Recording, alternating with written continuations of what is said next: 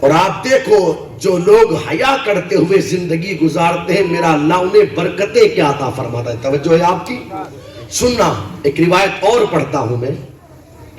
بصرہ کی سرزمین ہے, ایک بزرگ ہیں نام جن کا حضرت مسکی رحمت اللہ علیہ, حالانکہ نام مسکی نہیں تھا, نام تو کچھ اور تھا, مگر ان کے بدن سے مشک کی خوشبو آتی تھی. کس کی خوشبو؟ مشک کی خوشبو.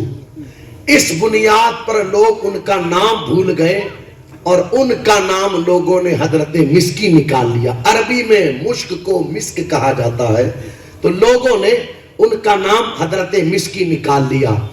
آپ دیکھیں کسی نے ان سے پوچھا بات کیا ہے کہ جس گلی میں جاتے ہو اس گلی کو مشک سے مہکا دیتے ہو, آخر بدن میں یہ برکتیں آئی کہاں سے؟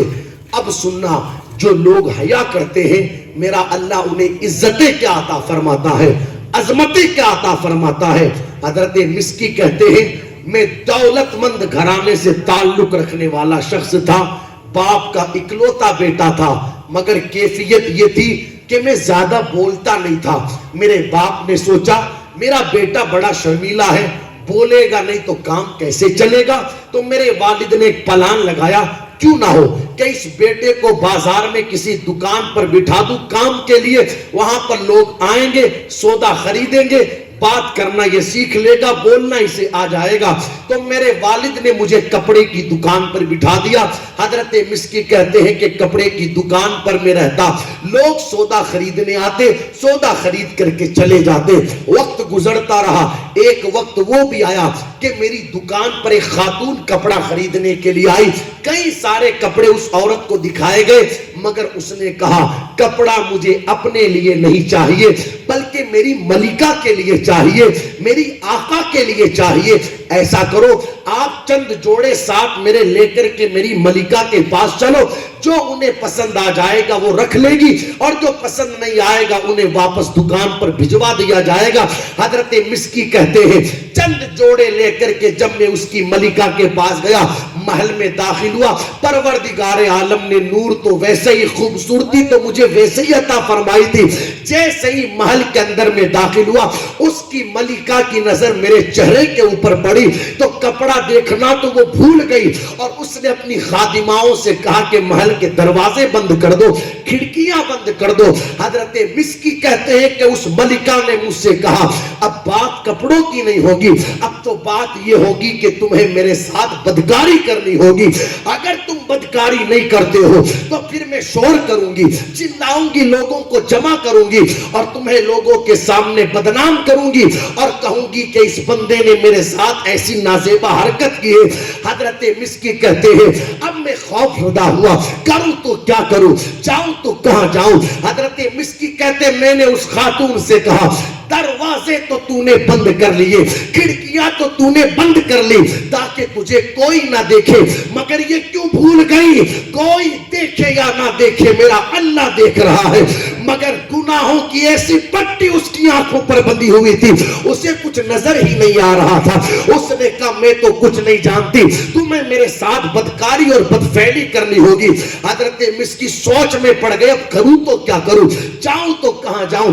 کیسے غیرت مند لوگ تھے, کیسے غیرت مند لوگ کہ گناہ کے لیے سارے راستے ہموار ہیں, مگر پھر بھی خدا کا خوف دل کے اندر کیسا تھا کہ اللہ اکبر تنہائیوں میں ہونے کے باوجود بھی اپنے آپ کو گناہوں سے بچاتے ہوئے نظر آ رہے تھے.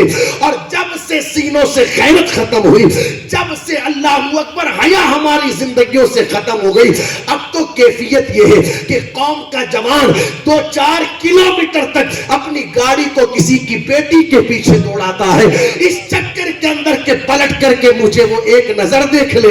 اللہ اکبر ٹرینوں کے اندر سفر کرے تو تمنا یہ کرتا ہے کہ ایسی جگہ ملے جہاں پر 2-4 لڑکیاں ہو, تو ہو سکتا ہے کہ 2-4 گھنٹے کا سفر پورا کرتے کرتے اللہ اکبر کوئی بات چیت ہو جاوے.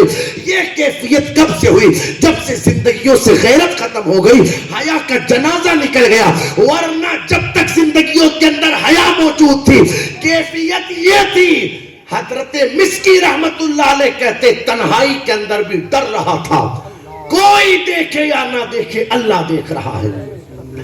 اب دیکھو آپ، خدا کا خوف سینے میں رہتا ہے، انسان غیرت مند اور باحیا ہوتا ہے، تو پھر کیفیت کیا ہوتی ہے؟ حضرت مسکی کہتے میں نے کہا کہ مجھے استنجا کرنا ہے۔ کیا کرنا ہے؟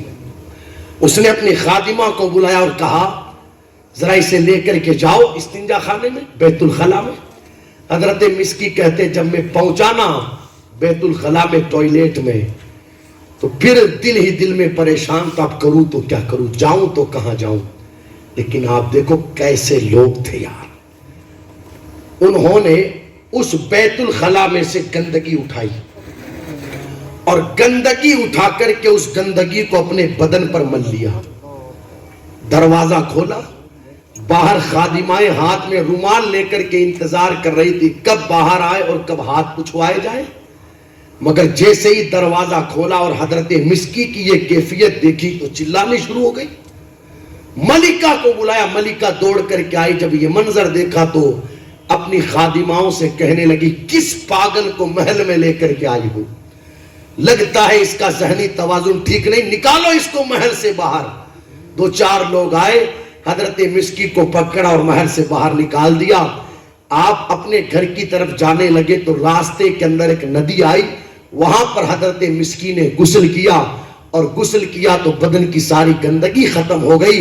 جیسے ہی بدن سے گندگی دور ہوئی، سر کو خدا کی بارگاہ میں رکھا اور عرض کی بار الہ تیرا شکر ہے، جو گندگی میں نے بدن پر لگائی وہ تو اس دریا کے پانی سے دور ہو گئی، اگر وہ گندگی دامن پر لگ جاتی تو پھر اسے سات سمندر کا پانی بھی دھل نہیں پاتا۔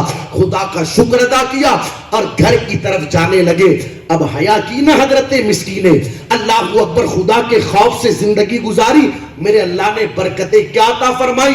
رات کو سوئے، مقدر کا ستارہ چمک اٹھا، خام میں نورانی چہرے والے بزرگ تشریف لائے، پوچھا آپ کون ہیں؟ تو کہنے لگے میں اللہ کی طرف سے بھیجا گیا فرشتوں کا سردار جبرائیل ہوں، اے جوان تجھے مبارکبادی دینے کے لیے آیا ہوں کہ آج تو نے یوسف علیہ السلام کی سنت کو زندہ کیا ہے۔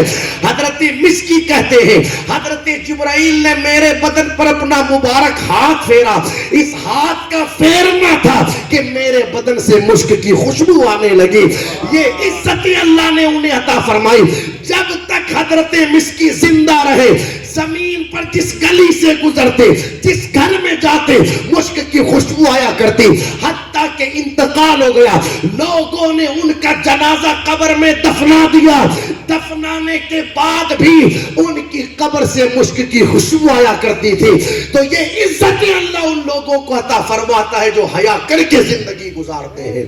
نعرہ تکبیر، اللہ اکبر، نعرہ رسالت، یا رسول اللہ، علماء اہل سنت۔ اس لیے حیا کرے دوستو، حیا، غیرت پیدا کرے اپنے اندر۔ حالانکہ بات اگر